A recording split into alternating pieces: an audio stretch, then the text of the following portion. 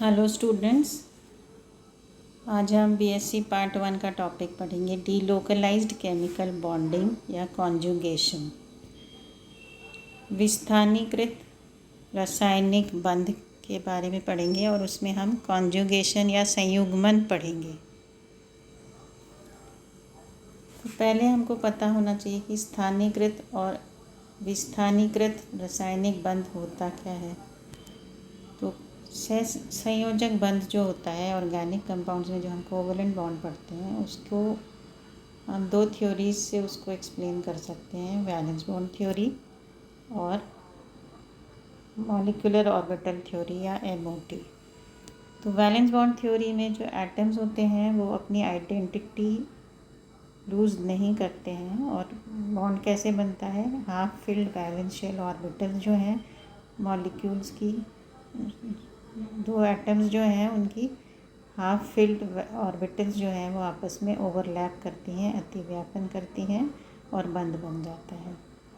ठीक है, तो ओवरलैपिंग से बनता है। और एमओटी में क्या होता है, मॉलिक्यूलर ऑर्बिटल थ्योरी में, इसमें एटॉमिक ऑर्बिटल्स अपनी आइडेंटिटी लूज़ कर देते हैं इस थ्योरी के अकॉर्डिंग।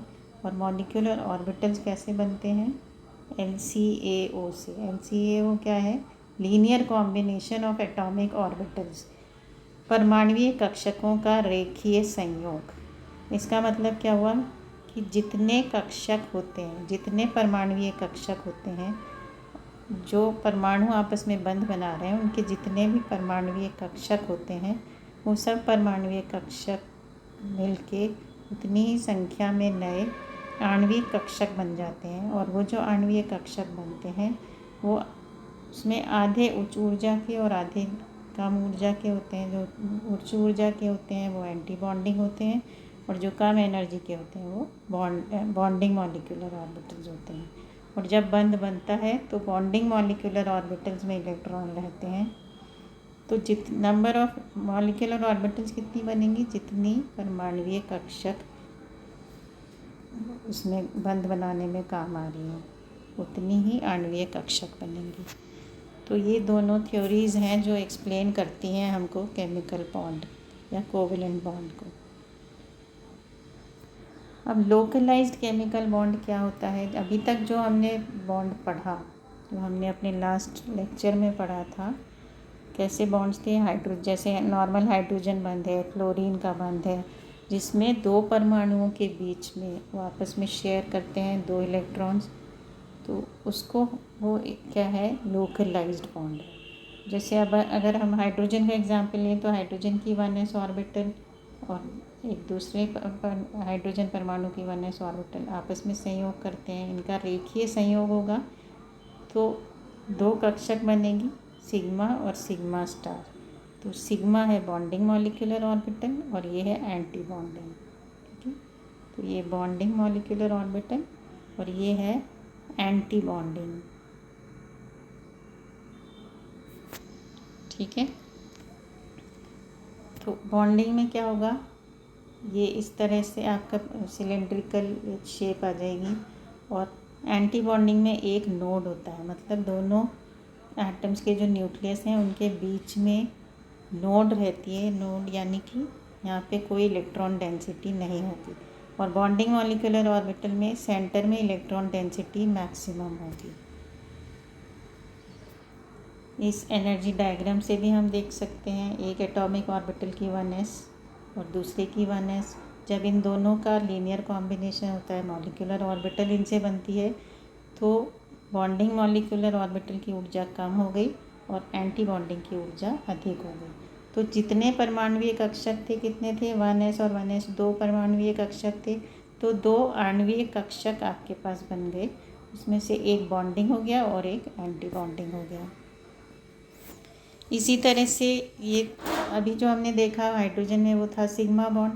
ऐसे ही पाई बॉन्ड जब बनता है तो दो पाई ऑर्बिटल्स आपस में एक ही संयोग करेंगी, तो एक बॉन्डिंग बन गया और एक एंटी बॉन्डिंग बन गया। तो बॉन्डिंग में यहाँ पे कोई नोड नहीं होगा, इसमें कैसी अतिव्यापन है, कोलैटरल अतिव्यापन है। तो ये दोनों की जो प्लस प्लस और माइनस होते हैं, जो इसमें हमने ब्लू और ग्रीन कलर से शो कर रखा है पी ऑर्बिटल्स, तो सेम कलर वाले पी ऑर्बिटल्स होंगे बॉन्डिंग मॉलिक्यूलर ऑर्बिटल में साथ होंगे, एंटी बॉन्डिंग में ये ऑपोजिट हो जाएंगे लोब्स। ठीक है, तो ये एंटी बॉन्डिंग है और ये बॉन्डिंग मॉलिक्यूलर ऑर्बिटल है। तो this is pi and this is pi star. ठीक है, तो पाई में क्या होगा, इस तरह से ऊपर और नीचे पाई क्लाउड होगा, और पाई स्टार में बीच में एक नोड होगा, वहाँ कोई इलेक्ट्रॉन डेंसिटी नहीं होगी। ठीक है, तो ये लोकलाइज्ड पाई बॉन्ड है। अब डीलोकलाइज्ड केमिकल बॉन्डिंग क्या होती है, विस्थानीकृत। जो अभी तक हमने पढ़ा वो सारा था लोकलाइज्ड बॉन्ड, लेकिन ये जो लोकलाइज्ड बॉन्ड का कंसेप्ट है ये सभी कंपाउंड्स में नहीं हो पाता। कुछ कंपाउंड्स ऐसे होते हैं जिसमें जो बॉन्डिंग ऑर्बिटल्स हैं, बॉन्डिंग मॉलिक्यूलर ऑर्बिटल्स हैं, वो 2 परमाणुओं से अधिक परमाणुओं पर फैली रहती है, और उसके जो इलेक्ट्रॉन्स हैं वो उन सब परमाणुओं में विस्थानीकृत रहते हैं। तो अगर बॉन्डिंग मॉलिक्यूलर ऑर्बिटल आपकी 3 या 3 से अधिक परमाणुओं पर स्थानीकृत रहती है, स्प्रेड रहती है, तो उस तरह के बॉन्ड को हम बोलते हैं डीलोकलाइज्ड बॉन्ड। और डीलोकलाइजेशन क्यों होता है, विस्थानीकरण क्यों होता है, संयुग्मन की वजह से, अनुनाद की वजह से, या एरोमेटिक कंपाउंड्स होते हैं उनमें भी होता है, या हाइपर कॉन्जुगेशन, अति संयुग्मन। ये सब हम अभी आगे पढ़ेंगे कि किस तरह से डीलोकलाइज्ड केमिकल बॉन्डिंग होती है। तो इसमें सबसे पहला जो हम डीलोकलाइज्ड केमिकल बॉन्डिंग को पढ़ेंगे हम आज, कॉन्जुगेशन, संयुग्मन। ठीक है, संयुग्मन जो होता है वो 3 प्रकार का होता है, pi pi conjugation, p pi conjugation and hyperconjugation. Pi pi संयुग्मन, पी पाई संयुग्मन और अति संयुग्मन। तो यहाँ हम पढ़ेंगे पाई पाई कॉन्जुगेशन। आज जो हम पढ़ेंगे वो इसमें से पाई पाई पढ़ेंगे। तो पाई पाई कॉन्जुगेशन क्या है, इसमें कॉन्जुगेटेड सिस्टम है, ये संयुग्मित सिस्टम या कॉन्जुगेशन क्या होता है, जब 2 पाई बॉन्ड्स, इसमें आप देख सकते हैं 2 पाई बॉन्ड्स जो हैं, अगर एक सिंगल बॉन्ड से 2 डबल बॉन्ड्स, अगर उनके बीच में एक सिंगल बॉन्ड है, या एकांतर पर डबल बॉन्ड्स हैं, ऑल्टरनेट डबल बॉन्ड्स हैं, तो जो आपका ऐसे सिस्टम को हम बोलते हैं कॉन्जुगेटेड सिस्टम। ठीक है, इसका एग्जांपल है ये 1,3-ब्यूटाडाइन। ठीक है,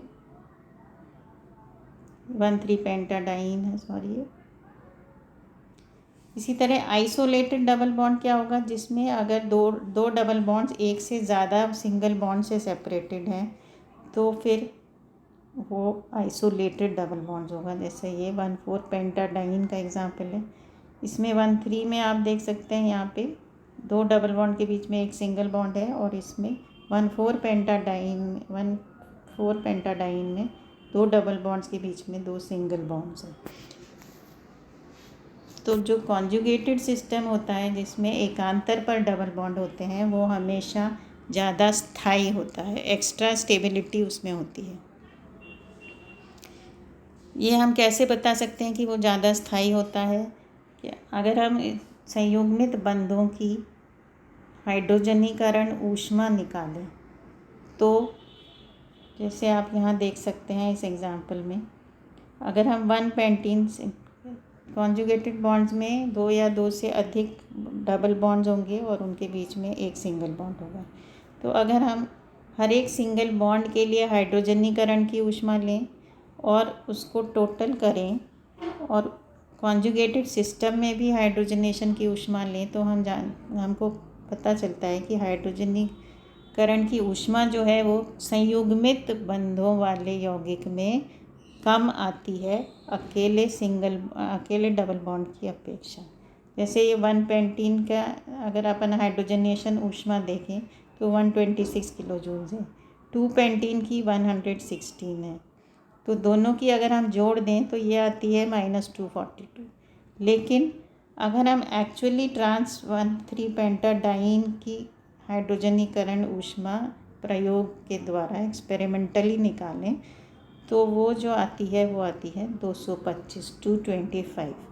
तो 225 जो है, तो एनर्जी डिफरेंस कितना हो गया, 242 माइनस 225, तो 17 किलो जूल्स पर मोल जो है वो 13 पेंटाडाइन 17 किलो जूल्स ज़्यादा स्टेबल है, या उसकी उतनी एनर्जी कम है।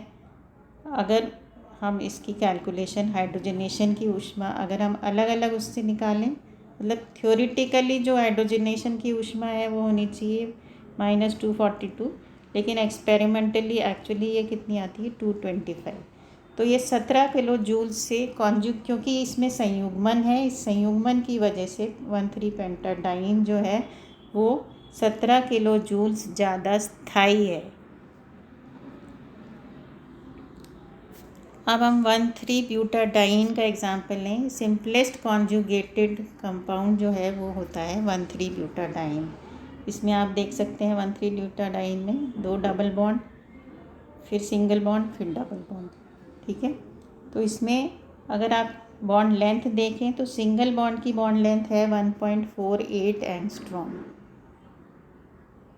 1.48 एंगस्ट्रॉम सिंगल बॉन्ड की, लेकिन एक्चुअली कितनी होती है सिंगल बॉन्ड की, 1.54 होती है। तो 1.54 से 1.48 क्यों हो गई, क्योंकि इसमें पार्शियल डबल बॉन्ड कैरेक्टर आ जाता है, तो इसमें अनुनाद आ जाता है। और वो क्यों आता है, क्योंकि ये जो 2 पाई बॉन्ड्स हैं, इन 2 पाई बॉन्ड्स के बीच में ये 2 सिंगल एसईसी सिंगल बॉन्ड जो है इसमें थोड़ा सा पार्शियल डबल बॉन्ड कैरेक्टर आ जाता है, क्योंकि थोड़ा सा ओवरलैपिंग इसकी हो जाती है। ये आप देख सकते हैं, इसमें इन चारों कार्बन पे 4 पी कक्षक होंगे और चारों पी कक्षक में एक एक इलेक्ट्रॉन होगा।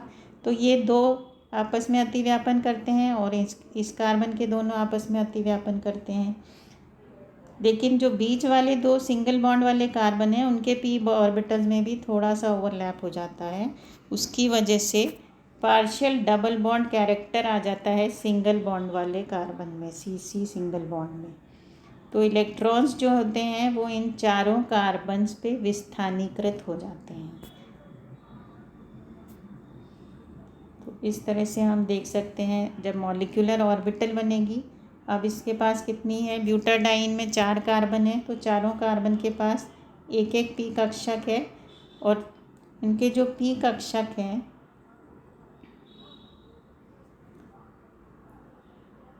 वो मिलके 4 पी कक्षक मिलके नए 4 मॉलिक्यूलर ऑर्बिटल्स या आणवीय कक्षक बनाएंगे। तो उसमें सबसे नीचे जो होगा सबसे कम एनर्जी का वो होगी पाई 1। तो पाई 1 में कोई ये सारे बॉन्डिंग इंटरैक्शंस होंगे।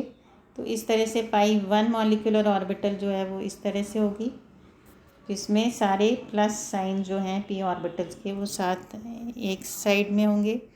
फिर पाई 2 MO, ये भी मॉलिक्यूलर ऑर्बिटल है, बॉन्डिंग मॉलिक्यूलर ऑर्बिटल, इसमें एक नोड आ जाएगा बीच में, ठीक है। तो सबसे कम वाले में कोई नोड नहीं होगा पाई 1 में, पाई 2 में एक नोड होगा। तो यहाँ साइन चेंज हो जाएगा पी ऑर्बिटल्स के लोब्स का, यहाँ दोनों प्लस हैं, यहाँ दोनों माइनस हैं। तो इसको हम बोलते हैं बॉन्डिंग इंटरैक्शन, और ये है एंटी बॉन्डिंग इंटरैक्शन जहाँ नोड आ गया।